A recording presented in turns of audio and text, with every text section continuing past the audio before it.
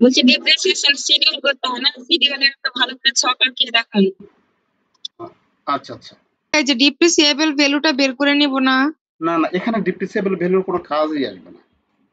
এখানে ডিপ্রিসিয়েবল ভ্যালুর কাজ আসবে না, এখানে শুধুমাত্র টোটাল কস্টের উপর ধরতে হবে। 48,000 না? স্যার এই যেভাবে আপনি ছক আঁকিয়ে দিলেন না, সেম ছকই হচ্ছে কি যে ডাবল ডিক্লারে ছকটা আঁকাবো না, হ্যাঁ হ্যাঁ লিখা টিখাগুলো সব সেম। হ্যাঁ হ্যাঁ হ্যাঁ, স্যার এখানে শুধু যদি মানে আমি এটা আপনাকে বারবার বলছি যে শিডিউল বাদে যদি দিত তাহলে আমি কি ওখানে কস্টের সাথে হচ্ছে যে 40% গুণ করে দিলে আমার ডিপ্রিসিয়েশনটা বের হয়ে যেত না স্যার? হ্যাঁ হ্যাঁ, আর ডিপ্রিসিয়েশন যদি স্যার হচ্ছে মানে বছর বছর বলে তাহলে ওই যে বছরটা বলবে সেই বছরের ডিপ্রিসিয়েশন কি করে দিব? বের করব। আচ্ছা, যখন করব ওটা আমি দেখে দিব বাবা, এটা শেষ করি তারপরে তোমাকে আমি ওটা বলে দিচ্ছি কিভাবে করতে হবে। আচ্ছা স্যার অবশ্যই বলে দিন, আচ্ছা নিচে একটু দেখাই দিন।